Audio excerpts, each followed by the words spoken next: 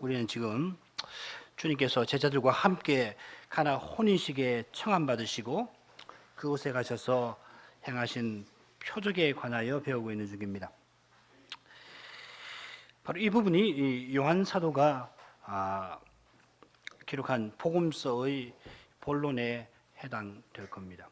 요한복음 20장 30절 31절 예수께서 제자들 앞에서 이 책에 기록되지 아니한 다른 표적도 많이 행하셨으나 오직 이것을 기록함은 너희로 예수께서 하나님의 아들 그리스도이심을 믿게 하려 하며 또 너희로 믿고 그 이름을 힘입어 생명을 얻게 하려 함이니라. 자, 이 말씀이 요한복음서의 저술 목적이 되겠습니다. 요한 사도는 우리의 구원을 위하여 주님의 많은 표적 가운데서 선별하여서 복음서를 기록하였습니다. 우리가 살피고 있는 이 가나 혼인식의 표적이 요한이 이 복음서에서 기록하는 첫 번째 표적입니다. 자, 그런데 주님께서 제자들 앞에서 많은 표적을 행하였다 하였습니다. 이 말씀 직전에는 이 표적을 통하여 계시하시려고 했던 그 실체, 곧 주님의 부활을 제자들 앞에서 친히 보여주시지 않습니까? 바로 직전에는 특별히 도마는 11 제자가 에게 예수님이 나타나실 때 참석하지 않았었는데 특별히 도마에게 못 박히신 손과 창 찔리신 옆구리를 만져보라고 하시기도 하셨습니다. 주님께서 오병이어로 5,000명을 먹이시는 표적에서처럼 많은 사람들 앞에서 표적을 행하셨습니다마는 1차적으로는 제자들 앞에서 행하신 것입니다. 오늘날 우리 앞에서는 표적을 행하시지 않습니다. 그렇게 하실 필요가 없기 때문입니다. 실체가 왔으니까. 이는 제자들이 주님의 표적을 직접 보고 또한 표적을 통하여 보여주시려고 하는 그리스도의 십자가와 부활을 직접 경험하게 하신 다음에 이 제자들을 통하여서 그리스도의 복음을 온 세상에 전하게 하시고자 하셨기 때문입니다. 바꿔 말할 말씀을 드리면은 표적은 하나님의 계시입니다. 주님이 행위로 드러내시는 계시이기 때문에 표적은 행위 계시라 부를 수도 있습니다. 아울러서 이 행위 계시를 설명하기 위하여서 말씀해 주시는 것, 또 부활하신 후에 사도들을 보내서 말씀해 주시는 것을 말씀 계시라 합니다. 주님께서 사도들을 통하여서 주님의 교회에 필요한 계시를 주시고자 하신 것입니다. 가끔 나도 2000년 전에 주님 행하신 그 표적 직접 봤으면 참 좋았겠다, 그런 마음 드셨을 겁니다.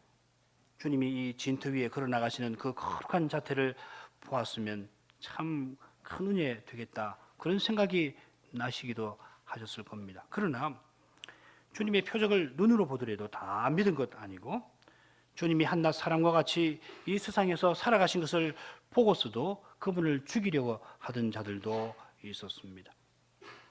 주님께서는 제자들 앞에서 표적을 행하시고 그들에게 계시해 주셨는데 이것은 그들을 특별히 사도로 불러서 거룩한 교회의 터로 세우려 하신 것입니다. 주님 보시기에 가장 적합한 인물들을 친히 부르셨고 그들을 또 그렇게 써주셨습니다. 바꿔 말씀드리면 아무나 이런 고귀한 사명을 감당할 수 있는 것 아니고 오직 하나님이 원하시는 대로 부르신 그 사람이 하나님이 주시는 그 특별한 은혜와 은사를 통하여 감당할 수 있습니다. 가령 하나님이 창조하실 때 내가 거기 있어서 그 장면들을 보았으면 얼마나 좋을까, 이런 생각이 듭니다만은 막상 하나님의 창조가 이루어지는 그 위대한 어미로운 현장에 있으면은 우리는 어리벙벙해 갖고서 무슨 일이 도대체 일어나고 있는가, 무엇보다 그 의미가 무엇인가 도무지 알지 못할 겁니다. 하나님이 우리를 위해서 하나님의 사람 모세를 세워서 이 창조 일을 계시해 주시니까 우리가 하나님의 창조에 관하여 바르게 깨달을 수가 있게 된 것입니다. 게다가 선지자와 사도들이 이 고귀한 사명을 감당하기 위해서 얼마나 고난받습니까? 바울 사도 한번 보십시오. 그는 자기가 사도임을 밝히면서 그 조건으로 첫째로 언제든지 인내를 곱습니다. 그가 사도의 고귀한 직분을 감당하기 위해서 철저히 겸손해지게 하시려고 주님이 그에게 얼마나 많은 고난을 내리셨습니까? 사도는 주님이 주신 그 사명만을 이루려고 자기를 철저히 부인하고 살았습니다. 교회의 유익을 위하여서 그리스도의 죽으심을 자기 몸에 짊어지고 살았습니다. 오직 그리스도와 그의 십자가에 못 박히신 그것만을 전하기 위해서 가령 고린도 교회 교인들 가운데 거할 때는 약하며 두려워하며 심히 떨었다 하였습니다. 다른 교회에서도 마찬가지겠죠. 말 한마디, 생각 한 자락, 행동 거지 하나를 취할 때마다 혹시 나로 말미암아 나의 말 한마디, 행동, 생각 하나로 말미암아 그리스도의 복음 전파되는 일이 방해되지 않을까, 교회가 거룩한 행진을 하는데 장애되지 않을까 주의하고 주의하였습니다. 거룩한 사도가 말입니다. 이런 과정을 통해서 우리에게 그리스도의 복음이 이처럼 전파된 것입니다. 이런 사명은 오직 받을 만한 사람이 받을 것입니다. 주님이 부르신 사람만이 감당할 것입니다. 오늘날 직분에 붙어있는 그 특권만을 생각하고 그 특권을 통하여 자기를 과시하고 자랑하려는 이런 그릇된 태도가 오늘 기독교 교회에 팽배한데 실로 개탄스러운 일이 아닐 수가 없습니다. 자기를 부인하고 자기 십자가를 지고 주님을 날마다 따라가는 그러한 태도가 직분자에게 요구됩니다. 그래야만 그리스도만 드러나고 그리스도처럼 맡은 사명을 성실히 신실히 이루며 그리하여 주님이 바라시는 목표로 주님의 교회가 전진하는 데에 그가 쓰임을 받을 수가 있을 겁니다. 교회 여러분, 우리가 그리스도의 표적을 직접 보지 못하였더라도 그리스도의 그 거룩한 지상의 생활을 보지 못하였더라도 그러나 우리는 장차 그리스도를 계신 그대로 배울 겁니다. 주님이 이 땅에서 영광을 철저히 가리신 그런 상태가 아니라 영광을 찬란히 드러내시는 그 주님의 모습을 우리가 배울 겁니다. 사도 요한이 밤모섬에서 잠시 배웠고 그래서 그 앞에 죽은 사람처럼 되게 만들었던 그 영광의 주님, 바울 선생이 다메섹 도상에서 배웠고 그 눈이 멀게 되었던 그 부활의 주님을 우리는 계신 그대로 배울 것입니다. 뿐만 아니라 영원한 기쁨 가운데서 그 아름다우신 영광에 우리는 휩싸이게 될 겁니다. 지금 우리가 주님을 배우지 못해도 주님을 사랑합니다마는 그때 주님을 배우게 되면 주님을 향한 우리의 사랑은 더욱 뜨거워질 것입니다. 우리의 마음은 주님의 아름다우신 영광으로 기뻐하면서 더욱 그 영광을 갈망하게 될 것입니다. 이 땅에서 우리가 바라던 것을 얻으면은 우리가 잠시 만족하다가 다시 시들해져 버리는데 그런 일 장차는 없을 겁니다. 영원한 나라에서 하나님을 항상 그리고 영원히 찬송하는 그 일은 우리 마음을 더욱 더 기쁘게 하면서 우리 마음을 더욱 더 갈망하게 할 것입니다. 이만 했으면 만족입니다. 끝입니다가 아닙니다. 주님의 영광을 갈망할수록 우리의 갈망은 더욱 채워질 거고 채워진 만큼 우리의 마음은 주님을 더욱 사모하게 될 겁니다. 바로 이것이 우리가 주님과 같아진다는 의미일 겁니다. 영원히 다함이 없는 구원의 샘에서 우리는 영생의 샘물을 마실 것이고 그 영생의 샘물을 마실수록 우리 영혼은 영원한 생명의 기쁨으로 나아가게 될 것입니다. 게다가 우리가 지금 여기서도 그리스도를 배웁습니다. 좀 더 정확하게 말씀드리면은 그리스도가 지금 우리에게 자기를 나타내 주십니다. 물론 부활하신 주님께서 아버지 우편에 계시는 사실은 변함없습니다. 부활하신 사람으로서 주님은 재림하실 때까지 아버지 우편에 계실 것입니다. 그러나 주님은 성신을 그리스도의 영으로 우리에게 부어주셔서 친히 우리 안에 계심으로 이 지상에 주님의 몸과 지체로서 주님의 교회를 세우셨습니다. 우리가 그리스도의 지체이니 그리스도가 우리를 통하여 자기를 우리에게 세상에 드러내십니다. 믿음으로 우리가 그리스도의 사랑을 서로에게 드러낼 때 주님은 우리를 통하여서 주님의 그 인격과 능력을 나타내십니다. 그리하여 이 교회에 그리스도의 영광과 어떠하심이 드러납니다. 우리는 서로를 대할 때 그리스도가 우리를 대하시듯이 그렇게 대하고 그처럼 우리는 그리스도를 대하듯이 그리스도의 지체인 형제를 대해야 합니다. 그러면 바울서가 교훈한 그 진리가 우리에게 점점 현실이 될 것입니다. 에베소서 4장 15절 16절입니다. 오직 사랑 안에서 참된 것을 하여 범사에 그에게까지 자랄지라. 그는 머리니 곧 그리스도라. 그에게서 온몸이 각마디를 통하여 도움을 입음으로 연락하고 상합하여 각 지체의 분량대로 역사하여 그 몸을 자라게 하며 사랑 안에서 스스로 세우느니라. 바로 이 사실이 요한 사도가 복음서를 기록한 거룩한 목적과 직접 연결될 것입니다.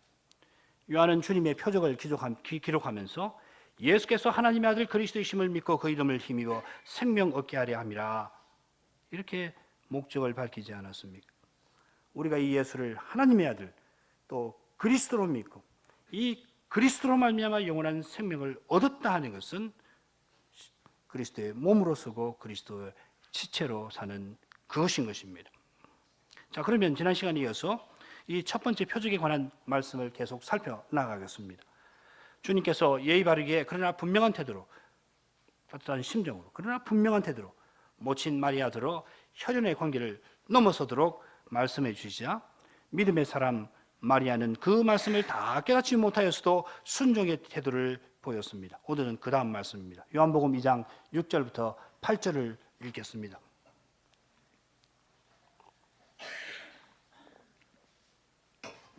거기 유대인의 결례를 따라 두세 통 드는 돌 항아리 6이 놓였는지라. 예수께서 저희에게 이르시되 항아리에 물을 채우라 하신즉 아구까지 채우니 이제는 떠서 연회장에게 갖다 주라 하심에 갖다 주었더니, 마리아가 이미 일러준 대로 주님께서 하인들에게 명령하십니다.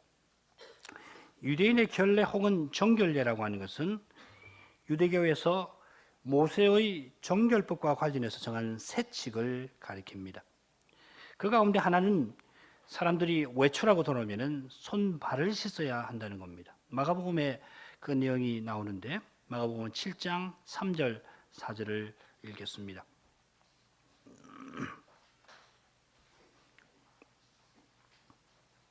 마가복음 7장 3절 그리고 4절입니다. 바리새인들과 모든 유대인들이 장로들의 유전을 지켜 손을 부지런히 씻지 않으면 먹지 아니하며 또 시장에서 돌아와서는 물을 뿌리지 아니하면 먹지 아니하며 그 외에도 여러 가지를 지켜 오는 것이 있으니 잔과 주발과 녹그릇을 씻음이로라. 이 장로들의 유전이라고 하는 표현이 나오는데 이 유전, 전통이죠. 이 전통 중에 결례가 있습니다. 그 결례가 매우 복잡합니다. 유대인들은 장로들이 정한 세칙들을 좇아서 손을 부지런히 씻지 않으면 밥을 먹지 않고 시장에서 돌아오면 반드시 물을 뿌리고 그 다음에 식사를 하였습니다. 자, 이를 위해서 그 외에도 잔도 씻고 주발도 씻고 그렇게 하는데 이를 위해서 돌 항아리를 뒀는데 질그릇이 아니라 돌을 항아리를 두면은 물이 오염되지 않는다고 하는 말씀을 쫓았겠죠. 자, 보통은 6개가 있었고 돌 항아리에 두세 통 정도의 물을 담을 수가 있었습니다. 물 한 통은 대개 9갤론이 되니까 돌 항아리에는 27갤론, 두세 통이라고 했는데 세 통이라고 보면 27갤론이 됩니다. 이걸 리터로 쉽게 계산하면 100리터가 조금 넘습니다. 102점 얼마가 되는데 100리터라고 하죠. 좀 더 쉽게 오늘날 흔히 쓰는 1.5리터 생수병으로 계산하면 생수병이 67병이 들어가고 또 포도주로 만드셨으니까 오늘날 흔히 먹는 그 와인병 750ml니까 와인병으로 하자면은 136병이 돌 항아리에 들어갑니다. 그러면 돌 6항아리니까 와인병으로는 대략 800개, 그리고 생수 우리 흔히 쓰는 페트병으로는 대략 400개가 되는 양이다. 이렇게 알고 계시면 쉽겠습니다. 자, 이렇게 돌 항아리 6개나 두고 물을 늘 채워두었던 것은 잘 알고 계시는 대로 이게 단지 위생적인 이유가 아니라 이 종교적인 예식과 관련된 이유 때문입니다. 레위기의 정결법에서 가령 부정한 동물들을 접촉하게 되면 접촉한 사람은 그날 저녁까지 부정해지고 몸을 씻은 혹은 옷을 빨아야 정한 상태로 돌아가죠. 그처럼 이스라엘 백성은 정한 동물을 먹어야지 부정한 동물을 먹으면 안 되고 정한 동물이라도 사체, 야생에서 죽어서 피가 엉겨 있는 상태에 있는 동물의 고기를 먹으면 부정해지고, 그리고 부정한 동물의 사체를 먹으면 가정해집니다. 우리 다 배운 공부입니다. 그 외에도 산모의 경우, 그리고 유출병자와 이 접촉을 하게 되면 역시 부정해지고, 문둥병자는 아예 집 바깥이나 성 바깥으로 나가서 살게 했고, 문둥병 그 색점이 있는 그 집에 들어가는 사람은 저녁까지 부정해지고, 그 집에서 사는 사람은 옷도 빨아야 했습니다. 우리가 정결법전에서 확인한 대로 여호와께서 모세를 통하여 내리신 정결례는 오직 동물의 고기 먹는 거, 산모와 유출병자와 접촉하는 거, 문둥병자나 문둥병 색점 있는 집과 접촉되는 일과 관련되어 있을 뿐입니다. 레위기 정결법전 이외의 부정의 사례는 민수기 19장에 기록되어 있는 사람의 시체를 접촉하는 것입니다. 이건 좀 다른 경우라고 말씀드렸죠. 어떤 경우는 가벼운 부정의 상태에서 물로 씻는 정도에서 회복되고, 어떤 경우는 속죄제에 드리거나, 문둥병자의 경우처럼 번제나 소제나 속죄제, 속건제를 드려야 할 뿐만 아니라 그 이전에 또 일주일 동안 다른 정결례를 거쳐야 할 경우도 있습니다. 물론 거기서도 물을 사용하죠. 자관 이런 부정의 상태에서 회복될 때에 결례의 물을 사용을 하였습니다. 자, 그런데 우리가 지금 유대인의 결례, 장로의 유전과 관련해서 생각해야 할 점이 하나 있습니다. 그건 뭐냐면 부정한 상태에 있다고 해서 음식을 먹어서는 안 된다 하는 그런 규정이 이 모세 정결법전에는 없습니다. 그 경우는 하나 있죠. 이 성물을 먹으면 안 되죠.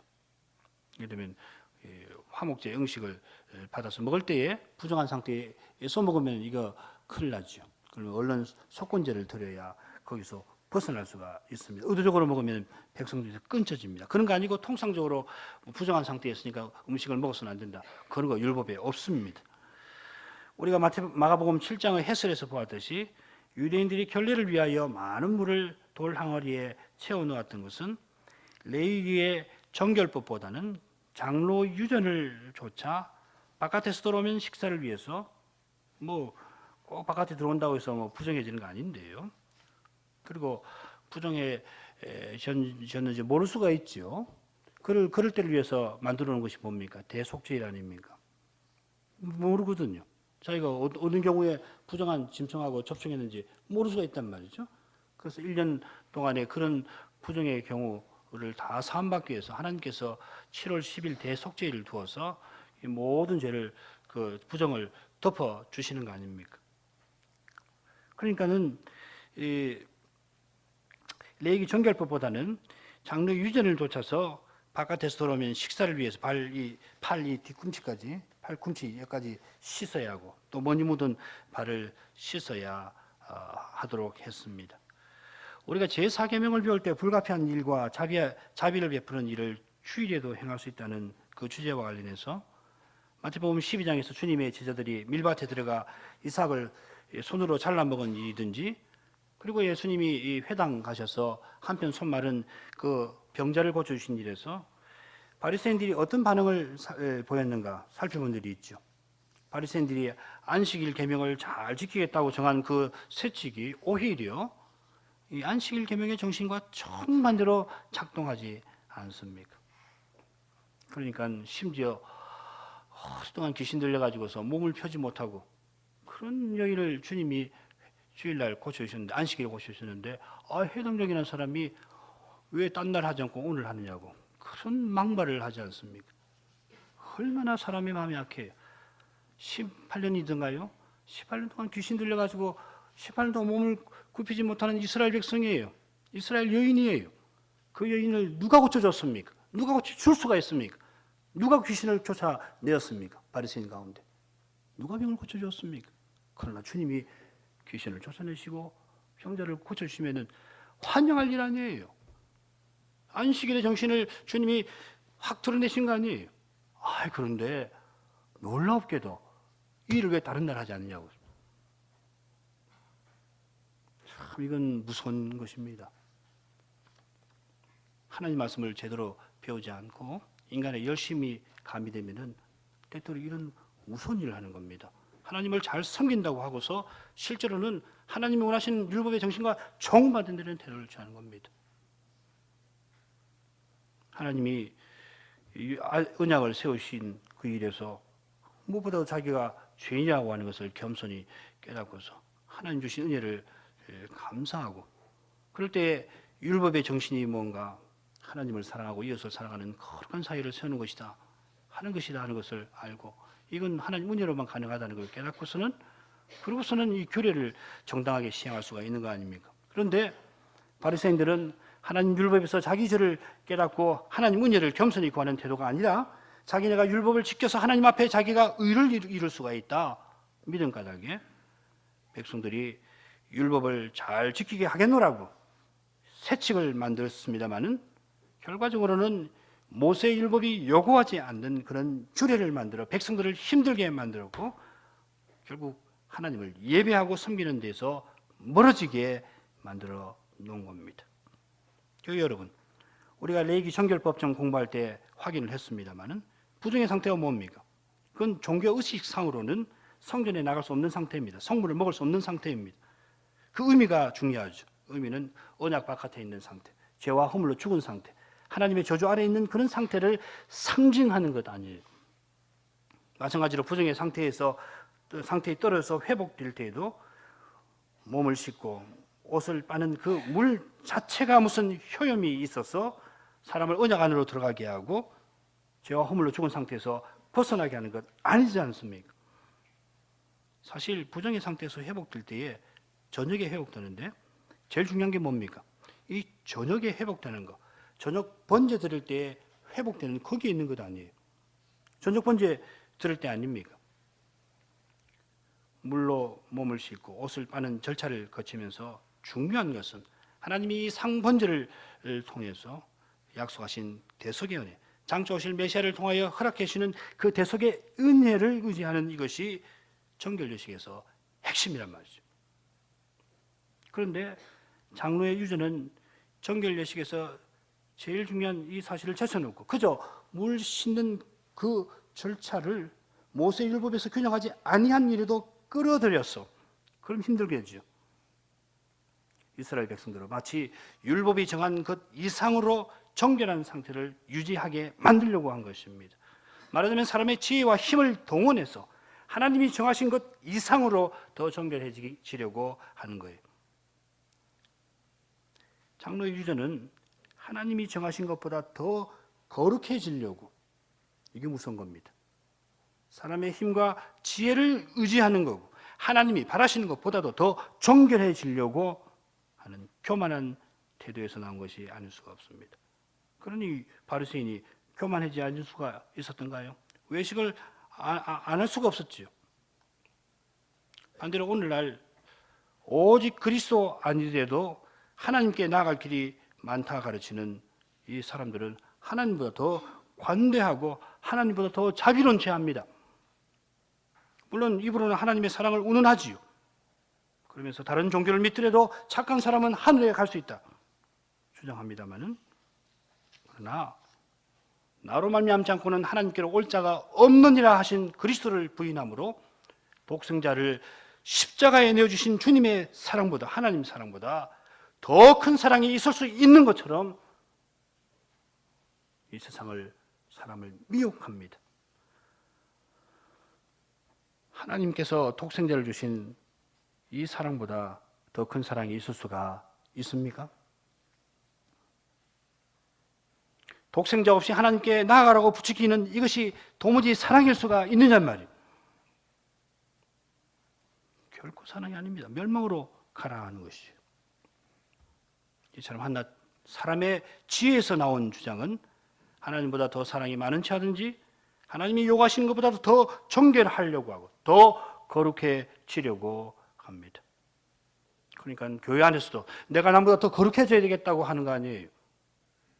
왜 꼭 남보다 더 거룩해져야 합니까? 거룩해지는 길이라고 하는 것이 뭡니까? 우리 교회에서 배우는 대로 거룩해지는 건 뭡니까? 거룩한 교회로 함께 서나가는 것이 우리가 거룩해지는 거예요. 그런 거 없이 내가 다른 사람보다 더 우월해야 되겠다, 내가 다른 사람보다 더 거룩해져야 되겠다, 이거 세상적인 정신입니다. 성경적인 거 아니에요. 믿음을 그렇게 경쟁하는 방식으로 이 세상에서는 뭐 경쟁이 늘 통용되니까 믿음도 비교하고 믿음도 경쟁하고 그런 거 아닙니다. 이거 철저히 고쳐야겠습니다. 그리스도의 몸으로서 나가는 겁니다. 소명을 행하는 겁니다. 뭐 좀 주신 거 있으면은 그리스도의 몸인 교회를 위해서 자기를 다 드리는 겁니다. 형제 아래 기꺼이 더 내려가는 겁니다. 이만큼 얻었으면 이만큼 더 내려가는 겁니다. 그게 거룩한 것입니다. 그리스도를 드러내는 것이 거룩한 것입니다. 그렇지 않고 더 거룩해지려고 하는 것은 사람 지혜를 따라 하는 겁니다. 그러니까 교만해지지요. 그러니까 조금 있으면 교만해져서 다른 사람 멸시하지요. 남 비판하지요. 그래서 뭐가 되겠습니까? 교회가 세상이 되는 겁니다. 우리 가운데서는 그런 거 있어서는 안 되겠습니다. 하나님 말씀에서 떠난 인생은 이처럼 무모합니다. 하나님보다 나아지려고 해요. 하나님의 흉내내는 정도 아닙니다. 참으로 미련하다 하겠습니다. 오늘날 다원주의자들이나 옛날 바리새인들만 그런 거 아니라 그리스도를 참으로 믿는다는 우리라도 하나님 말씀을 잊어버리면, 하나님 말씀에서 벗어나면 언제든지 이런 미련한 데 떨어질 수 있다는 것을 기억해야 하겠습니다. 오직 말씀입니다. 우리가 한낱 인생에 불과한 줄 알고 우리는 겸손히 말씀을 청종해야 하겠습니다. 마찬가지로 이런 교훈과 결부에서 우리는 가나 혼인식에서 주님께서 물을 포도주로 만드실 때에, 포도주를 만드실 때 하필 결례의 물, 결례의 돌 항아리에 든 그 물을 쓰신 이유를 우리가 생각을 해야 하겠습니다. 이건 나중에 결례의 의미, 이 표적의 의미에서 더 생각을 해보도록 하고 여러분 마음에 이 질문을 지니고 들으시길 바랍니다. 자, 그러면 계속해서 본문의 말씀을 살펴가죠. 주님께서 저희에게, 즉 하인들에게 항아리에 물을 채우라 하셨습니다. 마리아가 지켜보았을 거고 제자들도 지켜보았을 겁니다. 포도주가 떨어졌는데 주님은 돌 항아리에 물을 채우라 하셨습니다. 여러분, 만일 주님께서 이 나중에 행하신 일, 이 물로 포도주를 만드신 일을 여러분이 모르시는 상태라면은 주님께서 지금 행하시는 일 여러분 짐작할 수 있겠습니까? 지금 돌 항아리에 채우는 물은 바깥에 나가서 돌아올 때 부정한 것을 씻어내는 그런 물 아닙니까? 게다가 주님께서는 그 물을 떠서 연회장에게 갖다 주러 하십니다. 한번 여러분 상상력을 한번 동원해 보십시오. 지금 도대체 무슨 일이 일어나고 있는가? 우리는 지금 성경을 읽으니까 알고서 자꾸 그 상태에서 읽습니다만은 먼저는 우리가 전혀 모른다고 생각을 해 보십시오. 이미 연회장은 이 물로 씻어서 혼인 잔치에 참석한 사람입니다. 그런데 다시 부정을 씻는 그 물을 그에게 갖다 주라고 하십니다. 유대인의 결례에 익숙한 제자들이나 마리아만 아니라 그런 예식을 잘 모르는 우리에게도 주님 지금 하시는 일은 짐작이 되지 않습니다. 사실은 이 결례는 말씀드린 대로 랍비 문헌에서 가장 정교하게 구성되어 있는 예법입니다. 미슈나라고 하는 책을 보면은 손이나 그릇, 손발, 그릇에 관한 손발이나 그릇을 정결하게 하는 그런 항목들이 있는데 그 항목이 얼마나 되신지 아십니까? 무려 30개 장입니다. 30개 항목이 아니라 30개 장에 걸쳐서 이렇게 해라, 이렇게 해라, 이렇게 하라. 이런 데 익숙해 있을 제자들이나 또 마리아나 하인들이 지금 주님 행하시는 일에 대해서 도무지 이해할 수가 없었을 겁니다. 지금 뭘 하고 계시려고 하는 건가? 그런데 하인들은 마리아가 시킨 대로 주님의 말씀을 따릅니다. 주님은 그 순종을 통해서 사람들이 도무지 이해할 수 없는 그런 일을 이루어내십니다. 우리가 때때로 우리 생각에 도무지 이해되지 아니하는 그런 일을 명하시는 경우를 만날 수 있습니다. 여기서 중요한 것은 우리 생각에 도무지 이해되지 아니하는 그런 일이지, 우리의 생각을 버려버리고 접어버리고 하나님의 말씀으로 명령으로 돌아가면은 꼭 그렇지는 않습니다. 아브라함이 아들 이삭을 번제로 드리라는 명령받았을 때 그는 우리 생각에 도무지 이해할 수 없는 형편에 떨어졌습니다. 하나님께서 언약의 후사로 이삭을 주시되 아들 낳을 수 없는 아브라함과 사라의 몸에서 기적적으로 나게 하시지 않았습니까? 그런데 하나님께서 그 이삭을 번제로 드리라 하셨습니다. 이 명령 앞에서 아브라함이 직면한 문제 중에 문제는 단지 이삭이 죽는 그 사실이 아니라 그에게 참으로 이해할 수 없었던 것은 하나님 약속이 거짓된 것이 되고 마는 그 사실입니다. 이는 아브라함 편에서, 믿음의 사람 아브라함의 편에서는 도무지 납득할 수 없는 일뿐만 아니라 세상이 무너지는 것보다 더 심각한 일입니다. 하나님의 약속이 무너진다든지 하나님의 약속이 거짓으로 드러나면 어떻게 되겠습니까? 내 아들 죽고 사는 문제, 아니 내가 살고 죽는 문제, 이 세상이 이렇게 되고 저렇게 되는 문제, 이것과 비할 수 없는 심각한 문제 아니에요. 지금 아브라함의 공경은 그것입니다. 아브라함이 하나님의 약속을, 하나님의 계시를 받았습니다만은 우리 생각에, 사람의 생각으로 볼 때는 이 도무지 납득할 수 없는. 그런데 아브라함은 바로 하나님의 이 약속은 절대 무너질 수 없다는 사실, 약속하시는 하나님은 거짓말하실 수 없다는 이 사실에서 마침내 해답을 찾습니다. 물론 그는 여전히 하나님이 어떻게 하실까 다 알지 못했습니다. 어떻게 다 알아요? 다 알기는커녕 그 명령을 여전히 이해할 수 없었습니다. 그러나 그는 약속하시는 하나님은 거짓말하실 수 없고 진실하신 하나님은 약속하신 사실을 틀림없이 다 이루실 거라고 하는 것을 믿고서 틀림없이 자기가 모리아산에 가지만은 아들 이삭과 함께 모리아산에서 함께 돌아올 것을 확신하고는 화인들에게 그 말하죠. 자기가 깨달은 만큼 그 명령을 순종하려 했습니다. 그 이후의 이야기는 더 말씀드리지 않아도 잘 알고 계실 겁니다. 이것이 우리에게 요구되는 믿음입니다. 이것이 우리가 그리스도를 바로 알 때에 우리가 취할 수밖에 없는 믿음입니다. 우리가 주님의 명령을 상당히 깨닫는 그때에도 우리가 잊어서는 안 되는 것은 주님 행하시는 그 일은 우리 생각에 갇히지 않는다 하는 것입니다. 우리가 그때도 이런 전적인 순종의 믿음을 가져야 합니다. 그러므로 종종 우리의 생각이나 우리의 판단과 달리 진행되는 그때에도 우리 생각에 갇혀서 당혹감과 두려움과 의심에 추락할 것이 아니라 우리는 여전히 당혹감을 느낍니다마는 연약한 인생이므로 두려움과 의심이 계속해서 우리 마음에서 일어납니다마는 그럴 때마다 끊임없이 신실하신 하나님, 아들을 주시기까지 맹세하신 하나님의 그 약속을 붙들어야 하겠습니다. 그러면은 주님의 약속이 틀림없이 우리에게 이루어질 것입니다. 약속을 믿으시길 바랍니다. 우리 자녀들에게 하나님께서 약속하셨습니다. 우리 자녀들에게 세례를 베푸신 것은 그저 무슨 종교적 형식 하나 부과하신 것 아니에요. 우리 자녀들이 세례받을 때 이 자녀들은 약속 있는 자녀입니다. 하나님이 약속해 주셨습니다.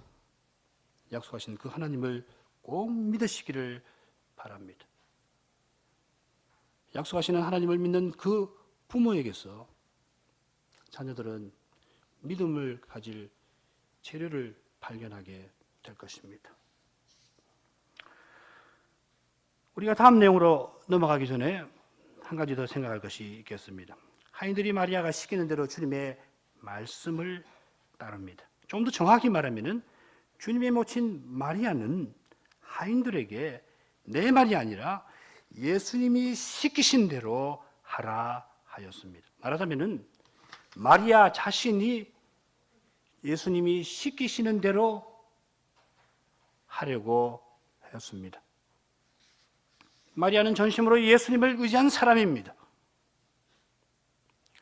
이런 마리아를 의지해서 예수님에게 나아가려 하는 것은 마리아의 신앙과도 맞지 않을 뿐만 아니라 성경이 교훈하는 신앙과 전혀 맞지 않습니다. 로마 가톨릭에서 가르치는 대로 행하는 것은 한낱 사람을 의지하는 겁니다. 한낱 사람을 의지하는 것은 맹신입니다. 맹신은 회개하지 않으면 불신앙에 떨어지고 맙니다. 우리 목사님이 가라사대, 우리 부모님이 가라사대, 우리 교단의 어떤 목사가 가라사대, 이거 맹신입니다. 거기서 나아가서 하나님 말씀이 그렇게 가르침으로, 하나님께서 목사를 통해서 하나님 말씀을 이렇게 가르침으로 내가 이렇게 믿는다, 이렇게 해야 하는 겁니다. 이렇게 하지 않고 누가 가르쳐요? 누가 그러시니까, 누가 하라니까 했습니다. 그렇게 하면은, 그렇게 하고 그 상태로 계속하면은 불신앙이 떨어져요. 어떻게 마리아를 의지해서 그리스도에게 나가냔 말이죠. 그리스도가 마리아보다 얼마나 사랑이 많으신 분이십니까?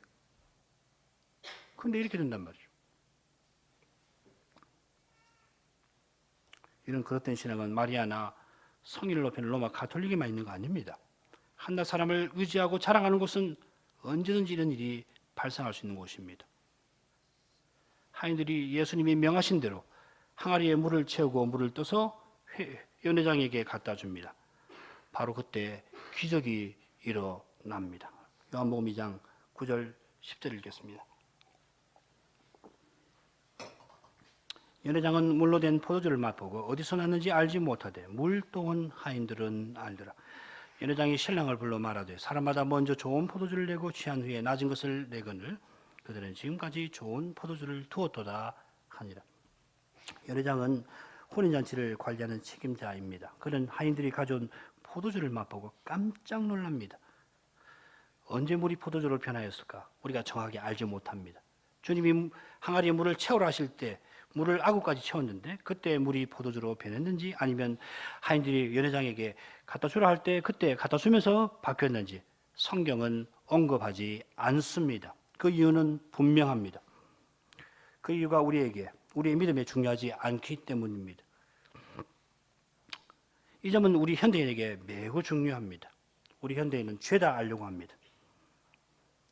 우리도 현대를 살아가는 이 사람들이기 때문에 우리에게도 이런 성향이 강합니다. 그러나 우리는 하나님 말씀이 교훈하는 그것을 배우려고 힘써야 합니다. 바꿔 말씀드리면은 하나님이 말씀하시는 그것을 알기를 힘쓰고 하나님 말씀하시지 않는 것에 관해서는 겸손히 우리 이성활동을 거기 중단해야 마땅합니다. 이것이 인간 조건입니다. 사람이 사람답게 존재하고 사람답게 사는 길이 바로 여기 있습니다. 우리 인생은 매 순간 말씀하시는 하나님의 말씀에 의존합니다. 우리에게 말씀하시는 하나님은 인생보다 비할 수 없이 높으신 분이고 그분의 말씀은 인간의 지혜와 이성보다 비할 수 없이 뛰어납니다. 하나님 말씀을 다 알려고 하는 것은 사람이 하나님처럼 되려고 하는 정도가 아니라 하나님보다 더 지혜로워지려고 하는 겁니다. 왜 그렇습니까? 하나님도 자기 마음대로 조정해 보려고 하는 악한 욕심이 있어서 이런 무모한 태도를 보이는 것입니다. 우리가 배워야 할 말씀이 얼마나 많고 그 배워야 할 많은 말씀도 그 각각을 알면 우리 마음을 얼마나 기울여야 합니까마는 놀라웠게도 우리는 알 수 없는 것을 알려고 하고 알 필요가 없는 것을 알려고 하는데 얼마나 마음을 기울이는지. 그럼 우리는 항상 인생이 한낱 피조물에 불과하고 더구나 죄인인 것을 명심하고 항상 겸손히 성신의 조명을 받아서 우리 믿음에 유익한 것을 배우려고 힘써야 합니다. 매우 중요한 것입니다. 이래야 사람이 실질적으로 되는 겁니다. 그렇지 않으면 그냥 뭐 조금 안다고 해서 그 지식으로 자랑하게 될 겁니다. 하나님과 그리스도에 대한 참된 지식은 오직 거룩한 사랑과 겸손에 이르는 것이 되어야 할 것입니다. 요한 사도는 연회장이 물로 된 포도주를 맛보았다고 합니다. 그러나 정확히 번역하면은 포도주로 바뀐 물을 맛보았습니다. 우리말 번역은 반대로 표현을 해놨습니다. 뭐 틀리다고 할 수 없겠죠. 물로 된 포도주를 맛보았습니다. 그러나 원문은 포도주로 변한 물을 맛보았다 해놨습니다. 요한 사도가 왜 이렇게 표현을 했을까요? 우선 이런 말씀에 근거해서 화채를 운운하는 것은 매우 그릇된 해석일 겁니다. 그거는 얼토당토하지 않은 겁니다. 아예 해석할 필요가 없습니다. 그보다는 이 사건이 표적이라고 하는 점에 관련해서 또한 연회장이 예수님의 표적으로 만들어진 그 포도주를 맛보았지만 어디서 났는지 알지 못했다고 하는 사실과 관련해서 해석하는 것이 좋습니다. 요한 사도는 연회장이 포도주로 바뀐 그 물을 맛보았다 하고서는 그가 그 포도주가 어디서 왔는지 모른다 특별히 언급을 하였습니다. 연회장은 통상적인 경우와 달리 잔치가 한참 진행된 후에 오히려 보통은 먼저 취하게 하고 그 다음에 질 낮은 포도주를 줘서 취한 상태에서 먹으면 뭐 특별히 모르니까요. 근데 그게 아니라 오히려 한참 진행된 후에 더 좋은 포도주를 먹었지. 그 포도주가 사실은 예수님이 하나님의 아들 그리스도이심을 가리키는 그 표적의 결과라고 하는 것은 몰랐다 하는 겁니다. 그런 까닭에 그는 포도주를 맛보았지만 실제로는 물을 먹은 것입니다. 물론 연회장이 나중에는 그 사실을 알고 그 마음에 큰 감화를 받았을는지 모릅니다. 성경이 기록하지 않으니까 우리는 뭐 전혀 알 수 없습니다만 그런 가능성 배제할 필요가 없습니다. 그러나 그런 걸 논의할 필요가 없습니다. 중요한 점은 그가 그렇게 해서 믿었는지 어땠는지 이건 우리 성경이 우리에게 교훈하고자 하는 주된 내용이 아닙니다. 그러나 중요한 점은 요한 사도가 이 사건을 기록하면서 연회장이 포도주로 변한 그 물을 맛보았지만 어디서 났는지 알지 못하였다고 기록할 때에 그가 그렇게만 기록한 의도가 무엇인가 하는 것입니다.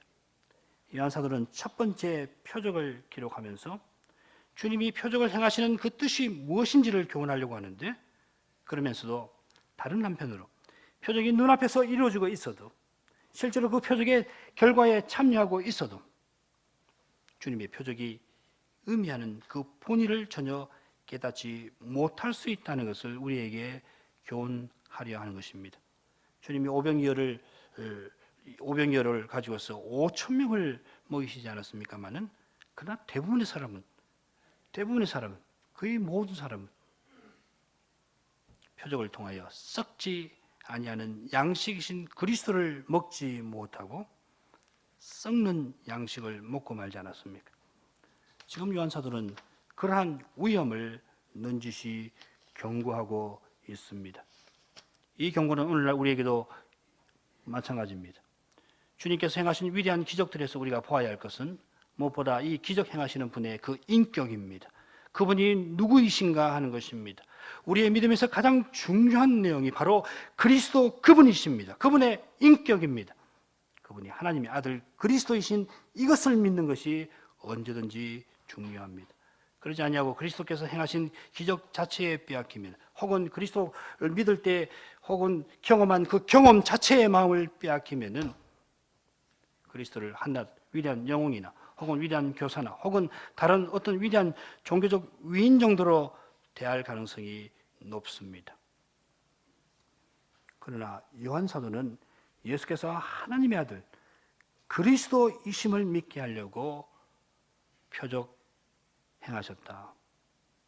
그리고 그 표적을 그런 목적으로 기록하였다 하였습니다.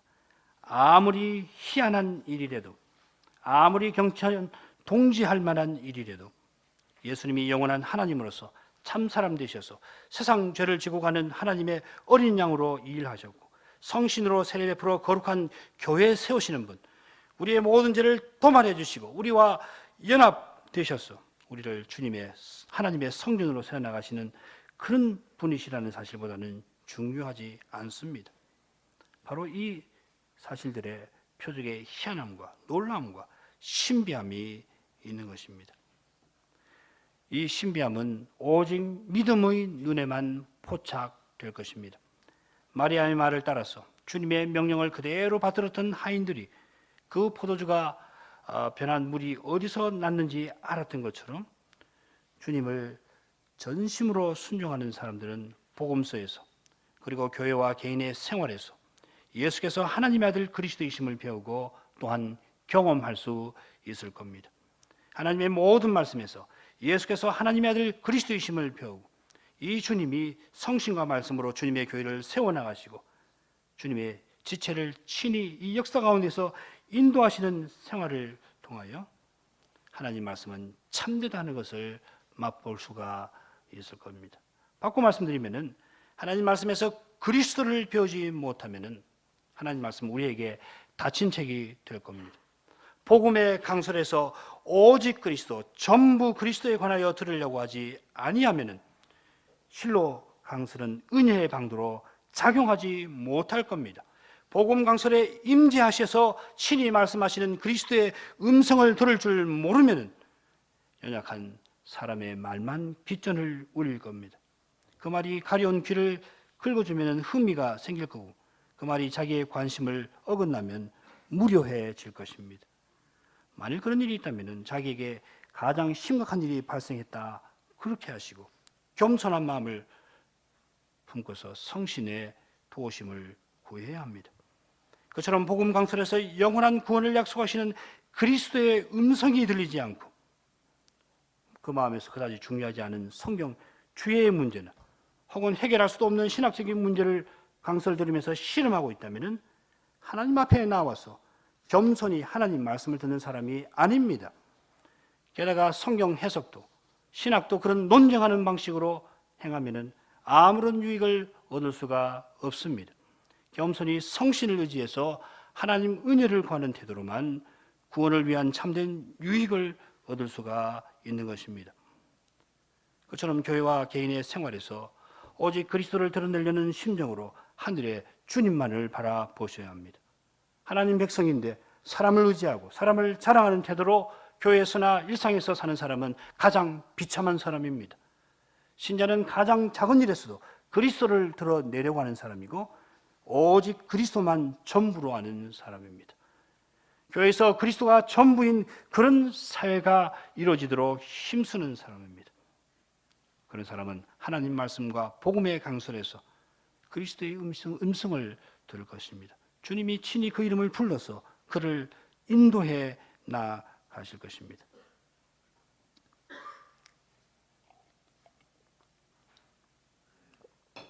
이제 가나 혼인식 사건의 마지막으로 가서 이 표적의 의미를 간단히 생각하고 마치겠습니다. 요한복음 2장 11절입니다. 예수께서 이 처음 표적을 갈릴리 가나에서 행하여 그 영광을 나타내심에 제자들이 그를 믿으니라. 요한 사도는 물로 포도주를 만드신 사건을 가리켜서 표적이라 불렀고 이 표적이 주님의 처음 표적이라 기록합니다. 예수님의 표적 세메이온이라고 하는데요. 이 표적은 그 자체가 목적이 아니라 사람들에게 특별히 제자들에게 무엇을 가리켜 보여주는 수단입니다.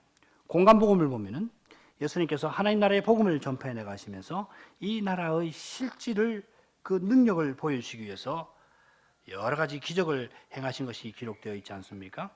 마찬가지로 요한복음에서도 요한 사도는 주님이 행하신 기적적인 그 사역을 특별히 표적이라고 부름으로써 예수님이 이 기적들을 통해서 신령한 진리를 계시하시는 것을 언급을 하고 있습니다. 바로 이 사실은 주님이 가나에서 표적을 행하여 그 영광을 드러내신 데서, 그래서 제자들로 주님을 믿게 하신 데서 잘 드러납니다. 영광이 뭡니까? 아주 간단히 말씀드리면은 하나님이 자기를 계시하실 때 동반되는 현상을 가리켜서 영광이라 합니다. 지금 주님께서 그 영광, 좀 더 정확하게 하면 자기의 영광을 드러내셨습니다. 요한 사도가 말하는 예수님의 영광 뭡니까? 우리가 요한복음 1장 14절에서 아버지의 독생자의 영광이라고 하는 표현을 배웠는데 예수님은 그 표적으로 이 표적으로 그 영광, 아버지의 독생자의 영광을 드러내셨습니다. 말씀이 육신이 되어 우리 가운데 거하심에 우리가 그 영광을 보니 아버지의 독생자의 영광이 은혜와 진리가 충만하더라. 그처럼 이 일이 있기 직전에 예수님께서 나다나엘을 제자로 부르시면서 이보다 더 큰 일을 보리라 하시면서 인자이신 주님이 성전이 되실 것을 계시하셨는데 바로 그 성전에서 영광이 비쳤던 것입니다. 주님이 지상에 계실 때 우리 가운데 성막을 치시고 친히 자신이 성막 되셨는데 성막이신 자기에게서 아버지의 독생자의 영광을 나타내셨습니다. 그 영광은 은혜와 진리가 충만한 영광이었습니다. 은혜와 진리가 충만한 영광을 비췄다는 것이 뭡니까? 주님이 주님을 믿는 우리 인생들을 하나님 가까이에 나아갈 수 있게 하신다는 뜻이 아니고 뭡니까? 주님께서 주님을 믿는 우리에게 은혜와 진리를 입혀주셨는데 그로 말미암아 우리는 영원한 성전에 하늘에 계시는 하나님께 나아가 하나님을 섬길 수 있습니다. 물론 주님께서는 이 일을 십자가와 부활로 말미암아 다 이루실 겁니다. 바꿔 말하면은 그 이전의 모든 표적은 이 십자가와 부활을 우리에게 가르쳐 보여주는 겁니다. 그처럼 모든 표적들의 의미는 궁극적으로 그리스도의 십자가와 부활을 통하여서, 아니 십자가에 달리시고 부활하신 그 그리스도를 통하여서 우리 인생이 하나님과 교제하고 하나님의 뜻을 이루며 사는 거기에 있습니다. 우리가 앞서 결례의 물이 어떤 것인가를 살피면서 예수님이 하필 결례의 물을 사용하셔서 포도주를 만드셨는가? 다르게도 하실 수 있죠. 물 떠오느라 해가지고 하실 수 있지 않나요? 그런데 그 결례의 물을 사용하셔서 포도주를 만드셨는가? 제가 그 물음을 던진 거 기억하실 겁니다. 결례의 물은 장로의 전통을 따라서 외출하고 돌아오면 손과 발을 씻는 데 사용했고 혹은 여러 그릇을 쓰는 데 사용되었는데 바리새인들은 레위기 정결법에서 요구하는 것보다 지나치게 시행세칙을 만들어 지켰습니다. 정결법전이 뭡니까? 정결법전은 하나님께 나아가는, 우리 인생이 하나님께 나아가는 일과 관련된 실행법규 아닙니까? 바리새인은 하나님께 나아가는 그 일과 관련해서 율법의 본의를 붙잡지 못하고 무리한 요구를 백성 중에 시행하고 있었습니다. 그게 무슨 말입니까? 백성이 하나님을 가까이 하는 일에 장애를 일으켰다는 거예요. 방해가 되도록 했다 하는 것이죠.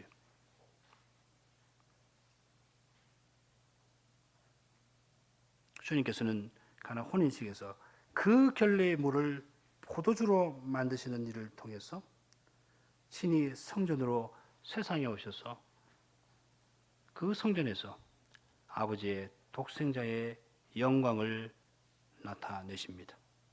인자와 진실이 충만한 그 영광을 비추셔서 하나님 백성이, 예수를 믿는 하나님 백성이 영원하신 하나님께로 나아가는 그 길을 친히 열어 보이시는 것입니다. 주님께서 공생의 마지막에 십자가와 부활로 말미암아 그 길을 열어 보여주실 것인데 그 위대한 일을 이제 표적으로서 점점 계시해 나가실 것입니다. 마찬가지로 이 표적은 이어지는 사건들과 또한 다른 표적들과 더불어 생각할 때 이 의미를 더욱 분명히 나타낼 겁니다.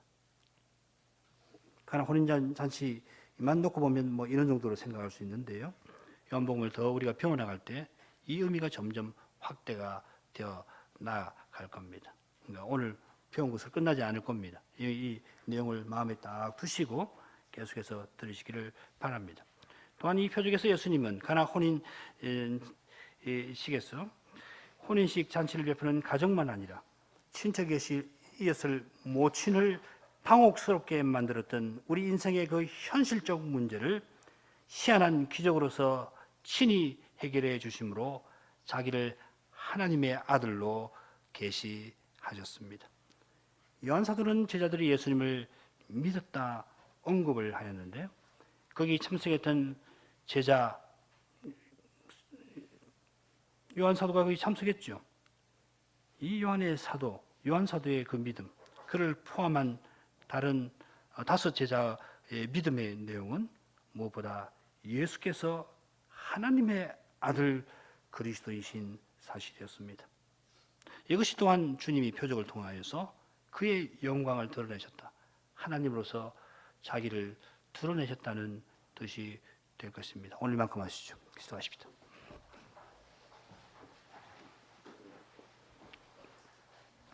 거룩하신 하나님, 죄 있는 인생을 사랑하셔서 저희 죄의 그 깊이보다 더 낮게 하나님의 독생자를 세상에 보내어 주시고 그리하여서 저희 인생이 그 두려운 죄를 사함 받을 뿐만 아니라 지극히 높고 거룩하신 하나님께 나아갈 수 있게 하여 주셨사오니 저희에게서 세세토록 영광과 찬송을 받으시옵소서.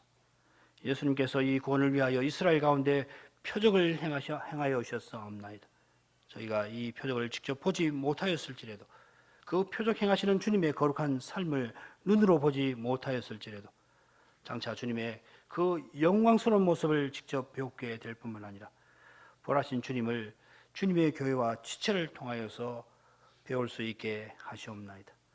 저희가 성신을 의지하여 그리스도의 복음을 깨닫고 나아갈 때, 또한 참된 믿음으로 서로를 대할 때 예수께서 한낱 사람 아니시고 하나님의 아들 그리스도이심을 확신하게 되오며, 하나님의 아들이 육신이 되어서 그리스도의 일을 행하시고 지금도 하늘에서 우리를 위하여 일하고 계시는 것을 맛보게 하시옵나이다. 저희가 부활하신 그리스도께서 이제 저희 가운데 행하시는 그 일에 관하여 더욱 깨닫게 해주시되, 주님께서 지상에서 행하신 이 사역들을 배움으로써 그리하게 하시옵소서.